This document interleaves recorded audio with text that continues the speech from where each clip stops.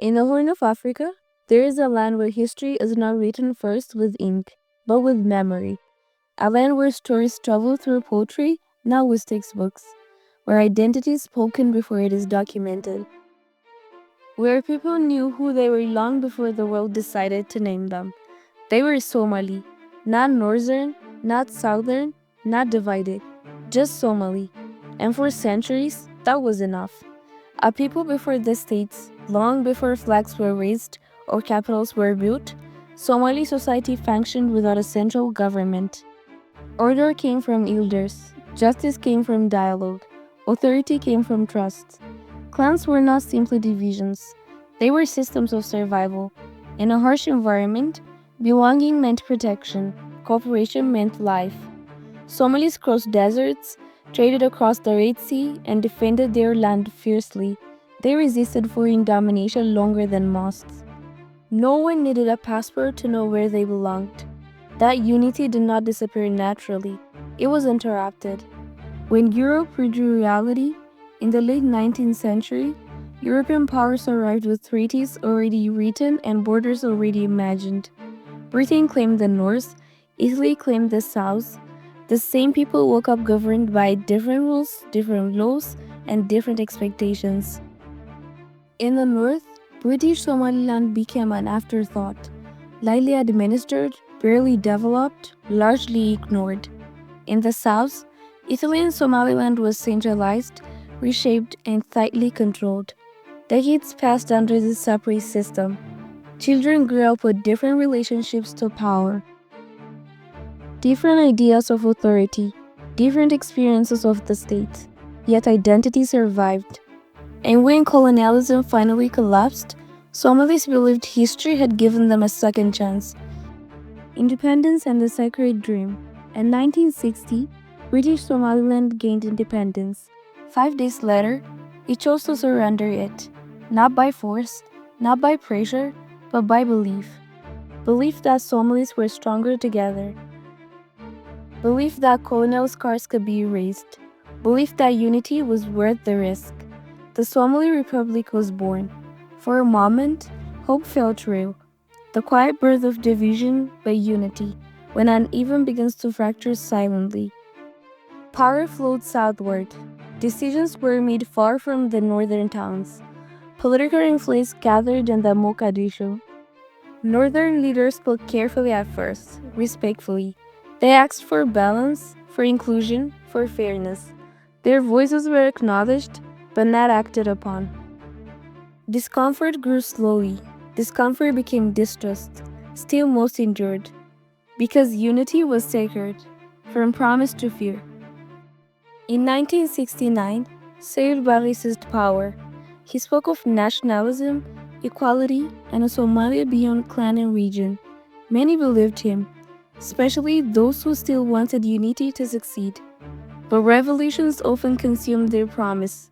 Reality became survival. Disagreement became dangerous.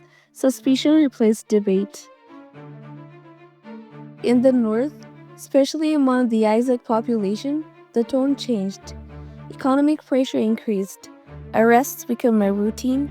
Entire communities felt washed. Politics faded. Fear took its place.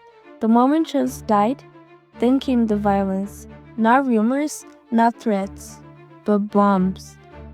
Cities like Hargeisa were shelled by the Somali state itself. Neighborhoods vanished. Families ran without knowing where safety existed. For the North, this was not a civil war. It was a betrayal. The government they had joined willingly had turned its weapons inward. From that moment, unity stopped being an ideal. It became a wound, collapse and choice. By 1991, Somalia collapsed completely. The government disappeared, the army fragmented, war dissolved into chaos. The world watched Mogadishu burn. But in the north, something quieter and more consequential happened. Elders gathered under trees and in ruined towns. Discussions lasted days. Arguments were painful. Tears were common. No one celebrated. They faced a question no people ever wanted to face. Return to a system that nearly erased them or walk away into uncertainty. While Somaliland stepped away, the declaration of Somaliland was not ambition. It was memory. Memory of bombs falling from their own government's planes. Memory of promises broken without apology. Memory of trust destroyed without accountability.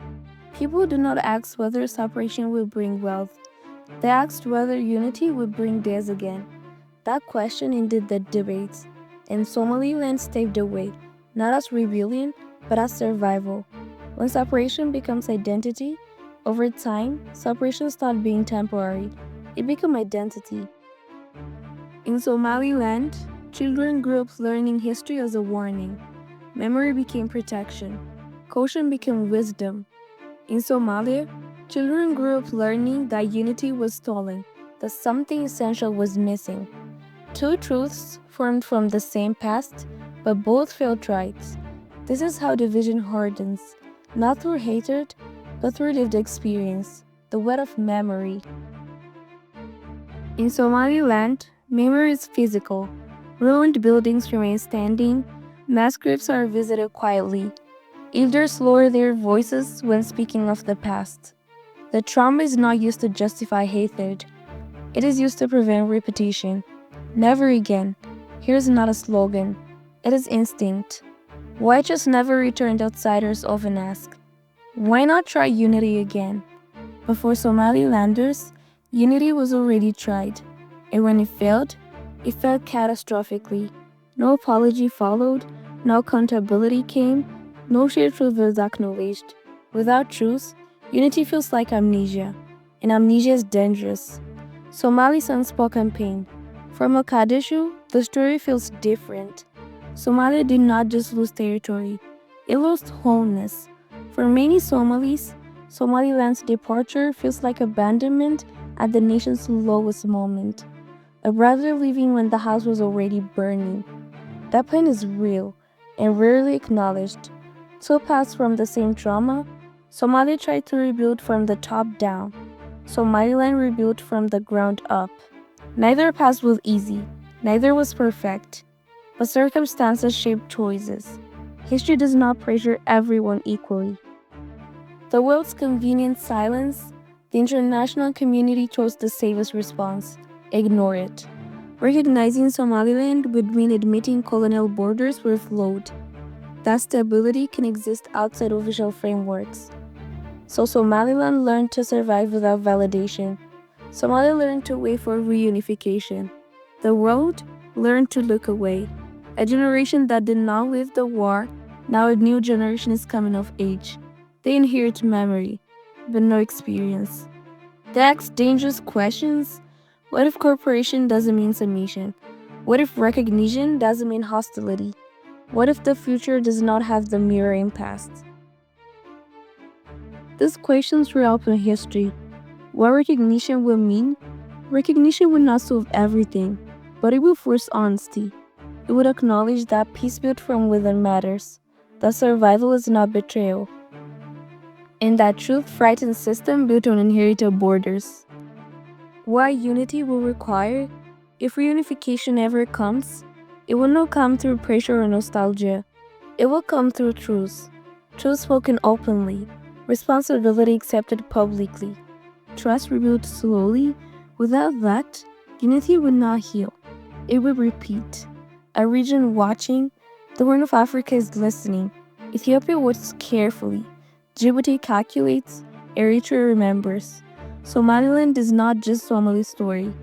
It is a question whispered across Africa. An ending that refuses to arrive. This story has no clean ending because the people are still here. The memory is alive. The truth remains unresolved. Somalia and Somaliland are bound by blood, language, and history, separated not by hatred, but by fear of repeating the past.